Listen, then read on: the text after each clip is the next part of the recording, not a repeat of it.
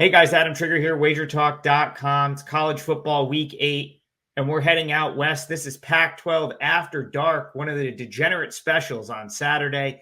It's Arizona State and Washington. Before I get into the breakdown, give us a like, subscribe to our channel so I can continue to bring you free picks in college football and NFL all season long. Back to the breakdown, Arizona State, Washington. I took a tough push last week on my 5% max bet on Oregon. Oregon was 2 yards. We'll call it 2 yards exactly away from a win in that game. Washington came up with the stop. They drive down the field to score. And then, of course, Oregon misses the field goal and Washington escapes. Arguably the game of the season in college football. It certainly was one of them with a huge win. But if you go back to that game and you start to break down the numbers, I really do think you could make a strong case that Washington was second best to Oregon there. Oregon outgained Washington 541 to 415. And like I said, the Ducks were 2 yards away with 2 chances to close that game out, and they just couldn't get it done. And tip the cap to Washington for taking advantage. Oregon also 0 for 3 on fourth down. The difference in the game. I do think that's a game that more often than not plays out with Oregon winning, but we end up taking the push. I think that's significant here because Washington winning and, pushing on the -3, covering in some instances if you had 2.5 with Washington, creates a little line value on Arizona State here. Washington, as impressive as they've been, I'm still finding, some flaws with this Huskies team. Of course, their offense is insane. Michael Penix is phenomenal. He'll probably win a Heisman Trophy this year. He's at least in the conversation. Believe he's the favorite heading into this week. But there's still some things where I think you could make a case to go against Washington, the Washington Huskies. I'll go back to their defense. The defense coming into this season was highly touted as they're super experienced. They're going to take this big step forward. But we really haven't seen that yet. And if you throw out some of the early games Washington played against inferior competition, and you really just look at the Pac-12 games that Washington has played, they've given up points and they've given up yards in every single game. They gave up 541 yards to Oregon last week.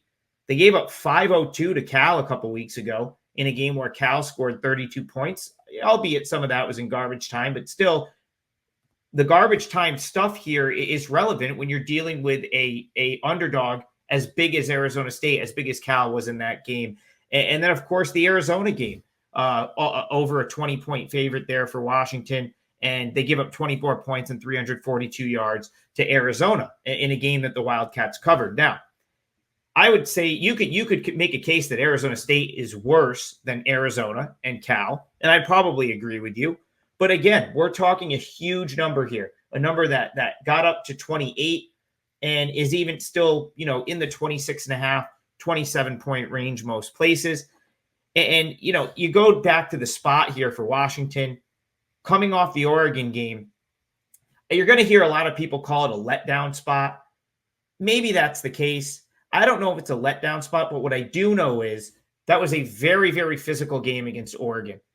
Oregon's the most physical team in the Pac-12, and that game last week was physical from start to finish. And I have to think that Washington, whether it shows up on the injury report or not, they've got to be a little bit banged up. They have to be a little bit sore after that game. And when you're talking about a 28-point spread, I don't know if you're going to see Washington just blatantly rest some guys or hold some guys out. But you're certainly not going to see Washington up 20, up 25. Let's say they're even, up close to the number.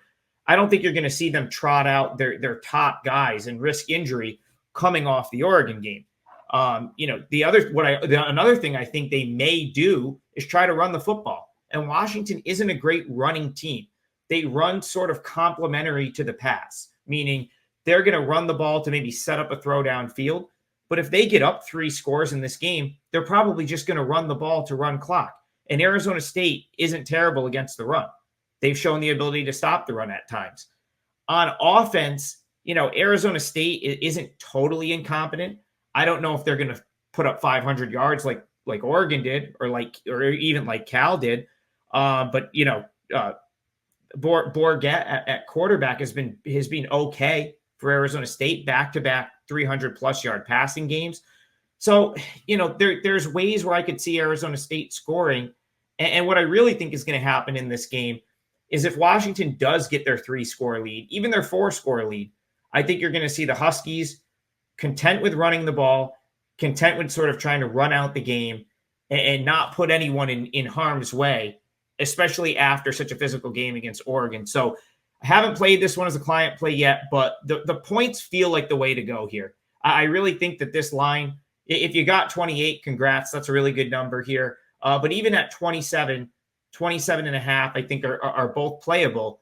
Arizona State just feels like they're getting too many points. We've seen Washington struggle in this sort of role as the big favorite.